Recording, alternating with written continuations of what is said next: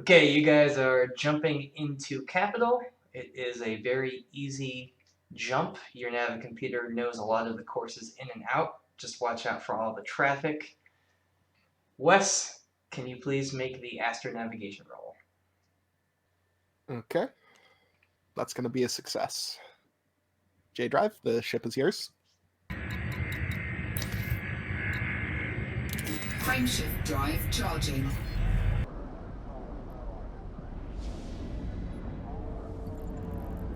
Warp drive active. Mr. Bill, if you could please make your jump drive engineering 2d6 check. All right, I have the ship. That's an 11. 4, 3, 2, 1.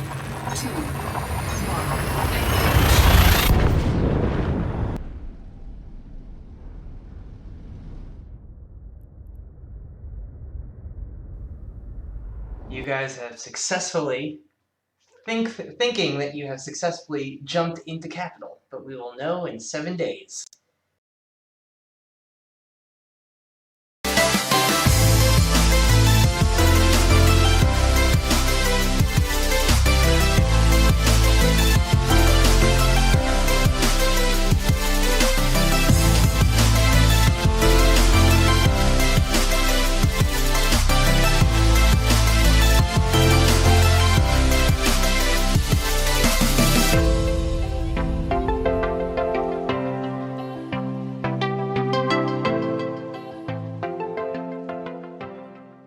So there are multiple videos on YouTube comparing and contrasting Star Citizen, Eve, Elite Dangerous, and No Man's Sky. Lots of really good insight on the games and what will best fit your gameplay. And in the many I have watched, I found one where the presenter said something that caught my ear. Paraphrasing what he said something along the lines of, humans like space sims. We looked at the stars and we want to pretend to be there. Space sims are nothing new. Heck, we've been playing them since at least the late 70s in the form of tabletop RPGs.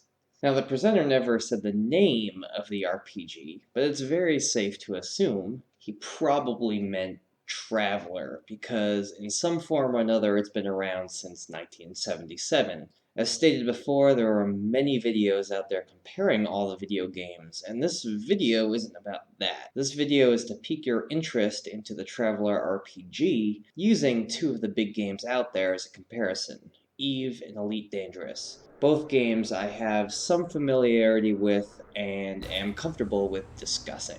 So let's get this out of the way. A video game and a tabletop RPG are different. Video games are awesome, and I'm not trying to pull you away from them whatsoever. However, exploring a game that allows your imagination to be your limit and not the game developer's imagination is quite freeing. If you can think it, you can probably at least try to do it. So this video isn't about trying to compare apples and oranges. It's in fact suggesting to eat the apple every once in a while if you really like your oranges.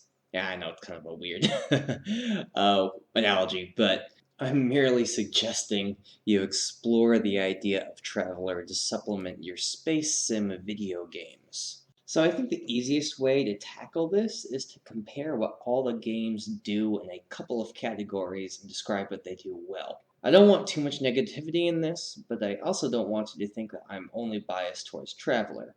I have over a decade in Eve, some decent time in Elite Dangerous, though not nearly as much as Eve or even Traveler. And in Traveler, I have 3 campaigns under my belt, a couple of one-shots as well, and I have been the ref of one of those 3 Traveler campaigns. I don't want you to get the idea that I'm an expert in these games, as there's so much more to be learned. This is just my personal experience and my opinions. We're going to be comparing the games in 4 big categories that I think draws people to space sims, and those are combat, industry, exploration, and immersion.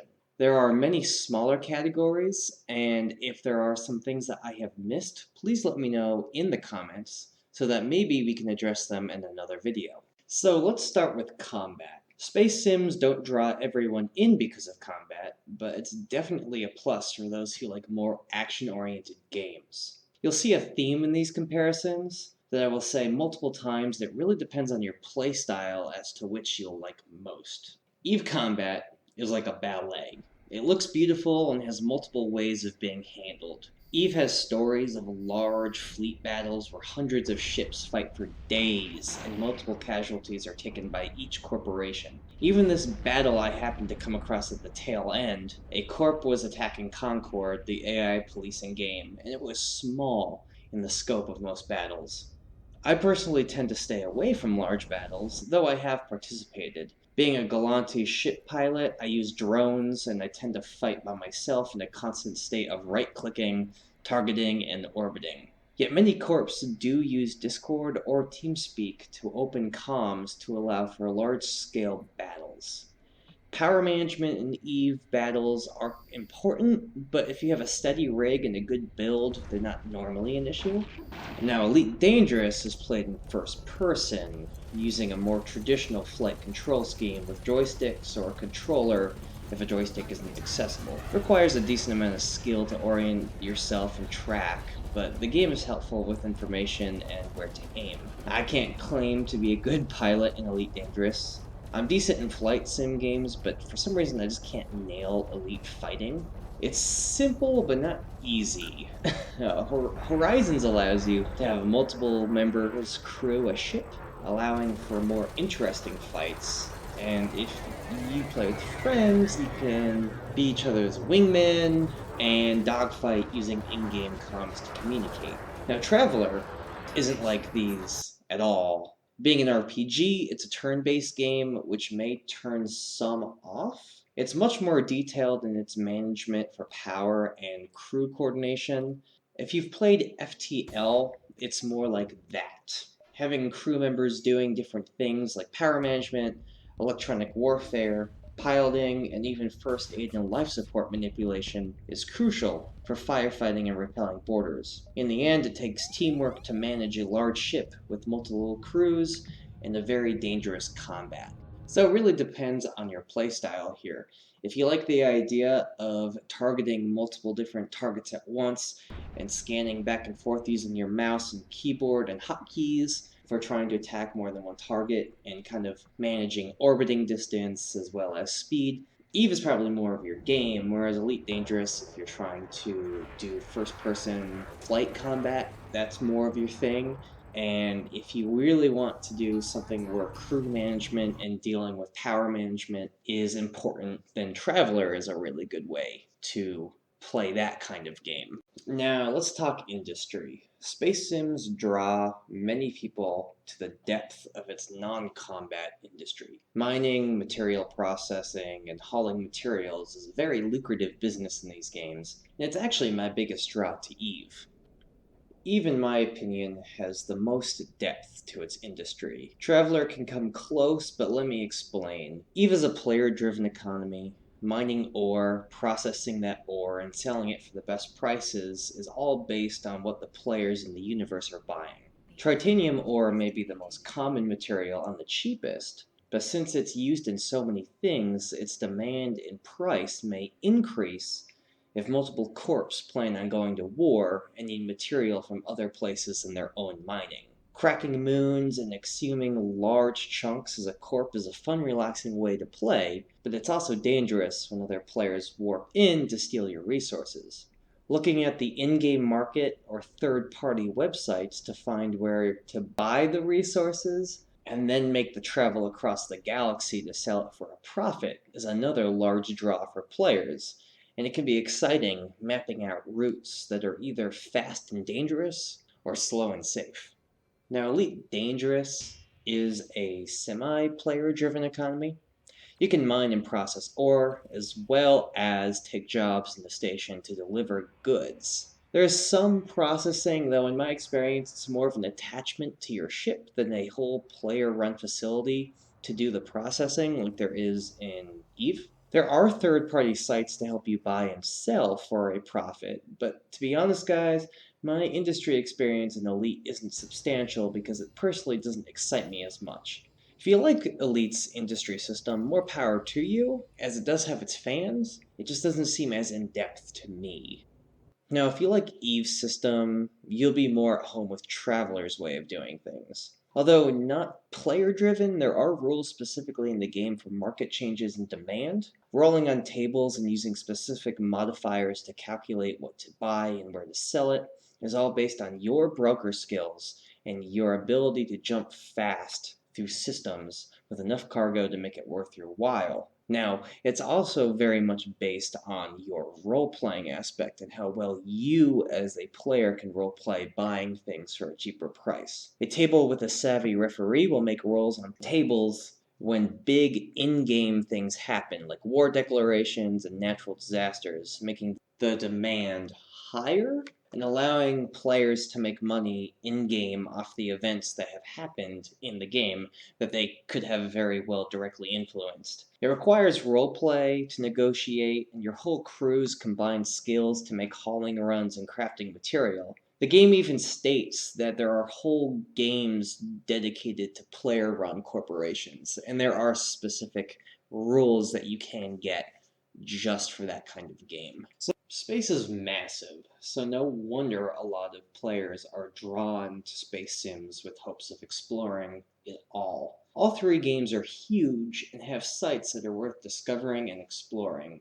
In March of 2019, an EVE player named Katya Se, hopefully I'm pronouncing that right, was the first player to explore all 7,805 systems in EVE, taking a little bit under 10 years to go to every system and sightsee. And even if you don't wish to go see every single system, there's so much to explore in EVE. Each system tends to have its own planets, belts, suns, space stations, and other kind of secret locations to go check out. You can invest skill points into probes and find anomalies, as well as jump into wormhole space and not know where you'll come out on the other side. There's old abandoned stations to loot, pirate havens to go clear out, and other fun little anomalies that you can just go check out.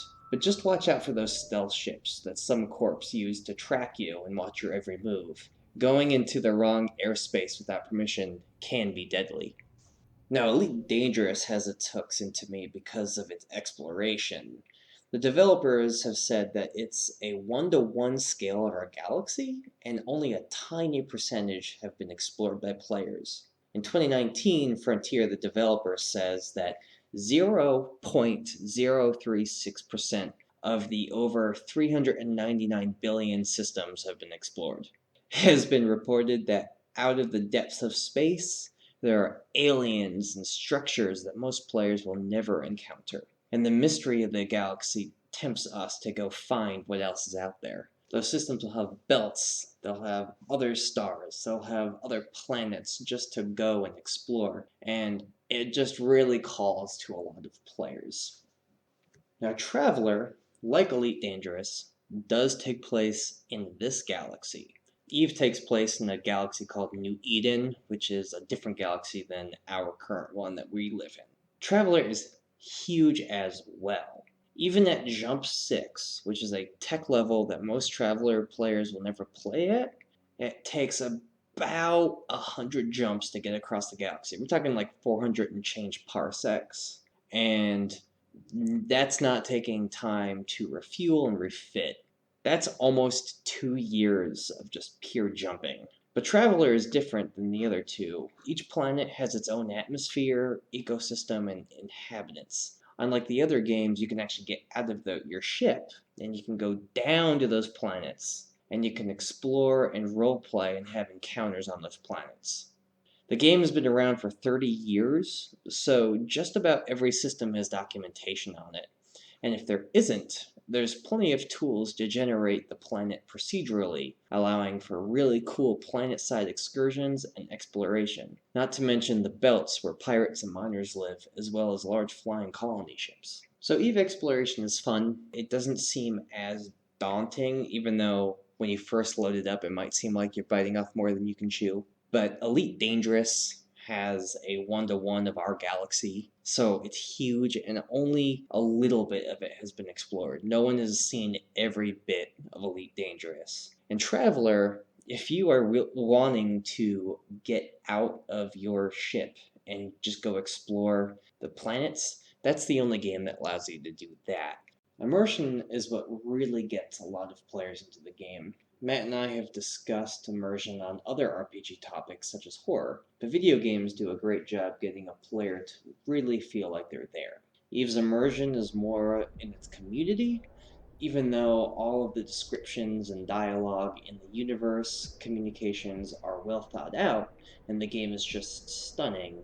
It really is the community that drives it. Flying into Jeddah and just seeing those haulers coming in and out of the stations, watching the chat for buying and selling, and the fact that the market responds to what players do in game is what makes it so immersive. However, if you're not willing to put in the work, Eve can just come across as spreadsheets in space. There is an awesome tech tree for each ship, though, and learning the skills needed for them and for everything else really is very important, cementing the idea that learning takes a long time because it actually takes real world time to learn how to do certain skills. Now, Elite Dangerous nails it with immersion. Delay seat, uniform Romeo. Bravo, be aware. Weapon fire restrictions are in place in this sector.